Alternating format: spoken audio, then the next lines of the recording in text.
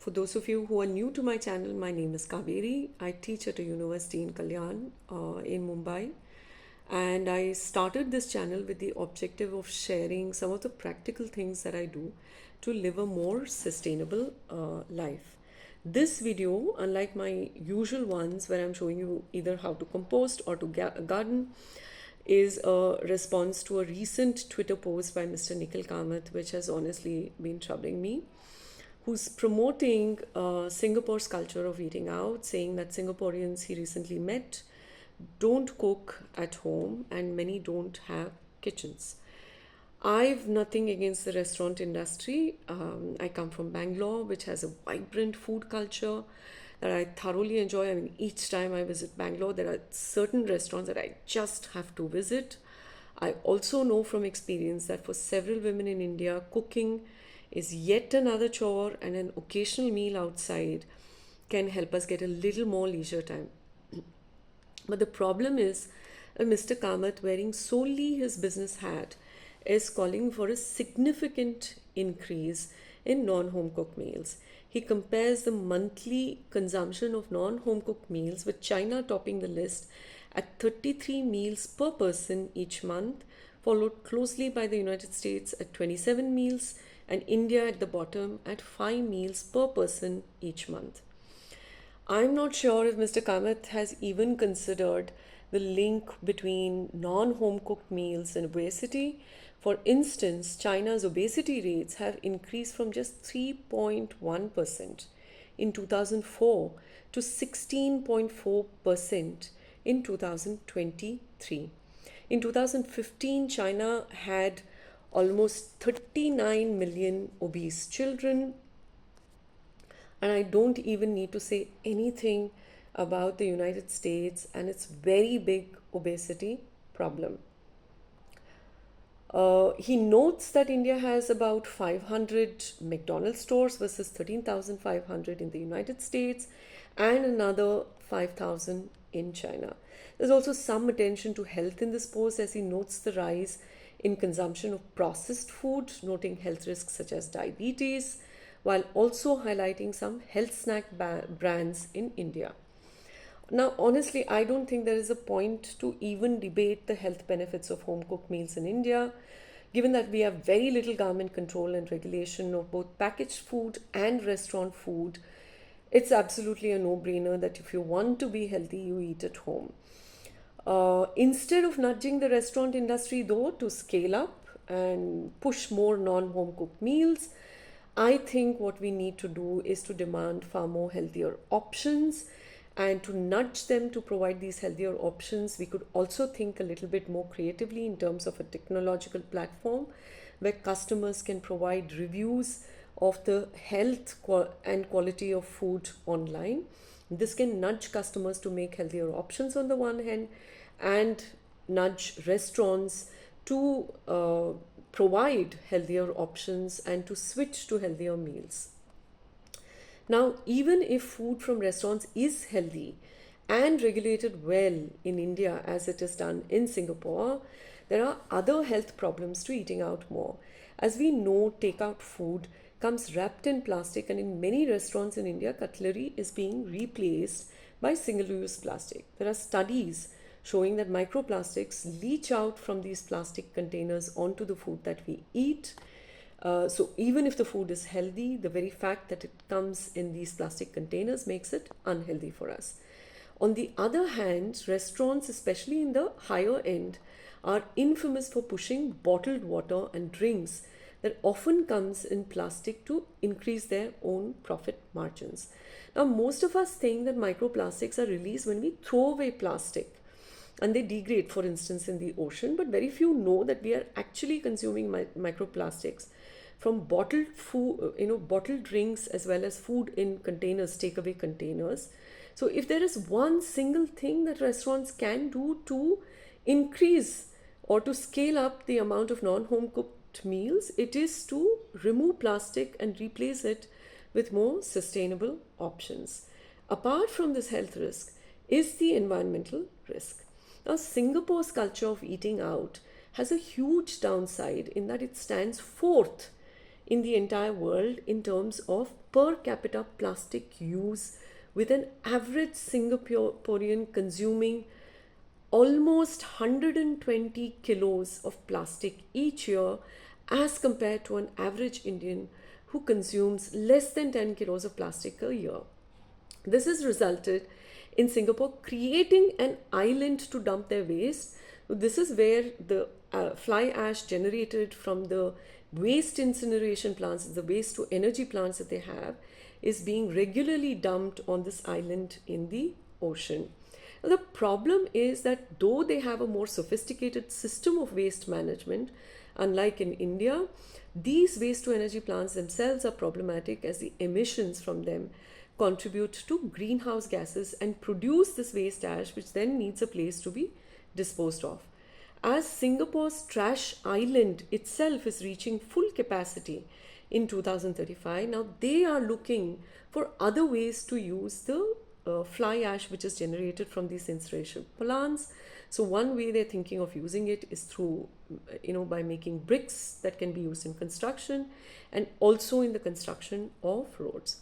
However, there is a growing realization, even among Singaporeans, that burning waste on a regular basis, as incinerating them, is not sustainable, and instead efforts are on to reduced waste instead of this mode that they are currently using.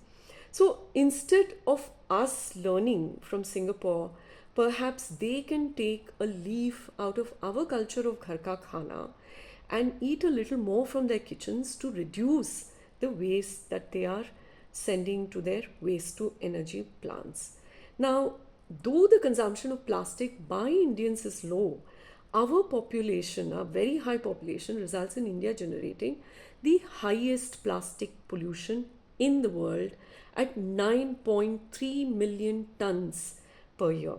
More than half of this, which is 5.8 million tons, almost 6 million tons, is openly burned, not even in waste to energy plants. This is open burning, while the remaining is disposed of on land and in water bodies, therefore polluting not just the air but also the water and the soil. So imagine the amount of plastic we would be generating if more people opt out of ghar ka khana. While we are speaking of electric vehicles as a solution to reduce air pollution, if the increase in electric vehicles is offset by the increase in plastic consumption and therefore also the plastic burning, we will in the end achieve nothing. Even though waste to energy plants are set up in India, they are not monitored as well as they are in Singapore. For instance, recently a waste to energy plant in Okla has come under a lot of scrutiny for releasing these toxic emissions without filtering them in residential areas nearby, and also dumping fly ash in the Delhi border. So in this scenario, businesses need to think and act differently. Instead of limiting our imagination and blindly copying what we see in other countries, it is time for us to build businesses that can solve real problems such as plastic use by introducing alternatives that are more sustainable. What we need is not more plastic containers of unhealthy food with microplastics in them, but businesses that can put all this waste we are producing to good use. There is so much currently being done by small companies to deal with waste, and these are run by ordinary people that can do with some support from people like Mr. Kamath. For instance, a small company in Pune called Rudra Environmental Solutions is converting plastic to make cheap and cleaner fuel out of it in order to then sell this at a very low cost to urban poor households who can then replace their wood stoves with this fuel. So this allows us to stop two forms of burning, both plastic burning as well as wood burning, and poor households can therefore also share themselves in better health outcomes, and we in the 1% of this country can afford to pay for the processing of all the plastic that we consume. Now, for instance, if a company can come to my doorstep to collect my plastic waste, people like me would be willing to pay for it if the result is cleaner air. If the price builds in free collection of waste from poorer areas and poorer neighborhoods nearby, where people cannot afford to pay to have their waste collected, then companies could make sizable profits while providing a service that we so desperately need in this country. I remember as a small child in Bangalore being able to wake up and open the windows in the morning to air out our homes. Now we cannot afford to anymore do this. This is like a luxury. And this is because of the waste which is being regularly, collected every morning by the sweepers in our streets and burned on street corners. I am certain I speak for most of us Indians, and especially those who are suffering from respiratory illnesses, that we need clean air a lot more than we need restaurant food. Another example is that of Mr. Kalyan Kumar from Coimbatore, who has come out with the technology of making fully biodegradable food containers, including watertight containers for liquids with zero plastic. Now, this can easily be adopted even now by the restaurant industry, which can give high income customers like me the option of buying food packed in fully biodegradable containers. Mr. Kumar is also willing to share his technology, train, and help others set up units to manufacture more of these containers. And there are other similar technologies. For instance, a very enterprising young woman entrepreneur in Thailand who has come out with technology to convert rice paddy stubble into biodegradable food containers.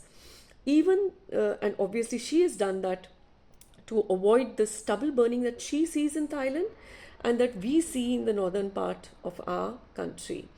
Even the mere adoption of these biodegradable options can increase demand for restaurant food, and as on the other hand also boost these small scale industries and spur other young entrepreneurs to join them. Given that we in the 1% are health conscious and we know about microplastics, something like this could allow us to order a lot more restaurant food on the one hand while reducing plastic on the other hand. The fact is that in the India of today, what we cannot buy is health due to the lack of clean air, water, and soil, and this is why people like me prefer to cook at home instead of ordering takeout, even if we can afford to do so on a regular basis. Offering options such as these to health conscious customers like me who want to remove microplastics from their lives and are willing to pay a premium for it can open up new market segments amongst the 1% of us. And as data shows, successive generations of Indians are also increasingly concerned about climate change and environmental issues. And so we therefore need to move away from the old business as usual model where we are looking at what happens in some other country and trying to copy it back home, and instead build sustainable industries that are not built at the cost of the environment. Both these small businesses, for instance, Rudra Solutions has been converting plastic into fuel since 2019, and Mr. Kumar has been making these biodegradable containers since the past 3 years.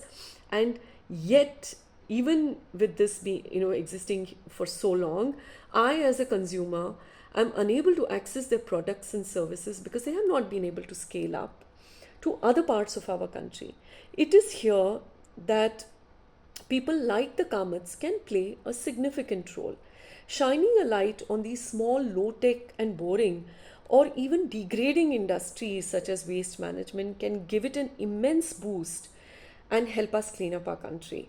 While established business models such as the restaurant industry may seem more attractive, given the massive environmental degradation and climate change we are currently witnessing, it is ultimately businesses such as these that will be in demand in the future, and therefore helping support them now can also make very good business sense.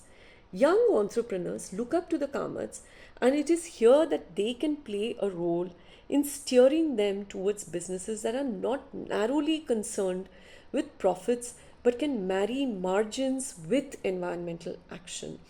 Their networks can enable partnerships and synergies for those who have created these technologies and help create wealth that is built on clean businesses that are actively contributing to a greener environment.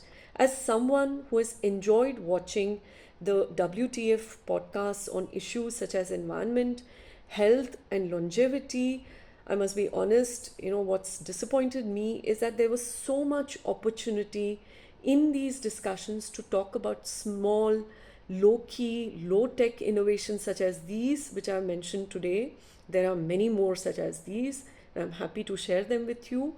To come out with practical, doable, entrepreneurial ventures that our young Indians can embrace.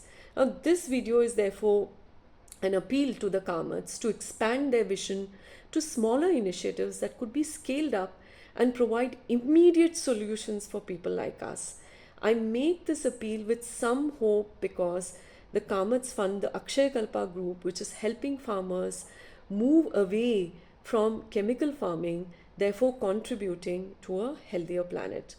Now, before I sign off, if there is one single thing that you as an Indian citizen can do to reduce pollution, it is to compost your wet waste so it does not have to travel far away in a truck run on diesel to be thrown away on a landfill where it will eventually burn and come back to us in the air that we breathe. Now, I have a couple of videos about how to do this composting in an easy way. I must say that I don't have stinky compost piles. My compost, in fact, smells very, very clean. I had somebody recently visit me because she wants to set up a composting setup in our own home. And she was honestly surprised that it doesn't stink, doesn't have flies, doesn't attract rats. So if you're interested, do take a look at these other videos that I've put up on my channel. I've also mentioned a lot of data in this video, a lot of studies and other facts, links to which are provided in the description. Thank you for watching.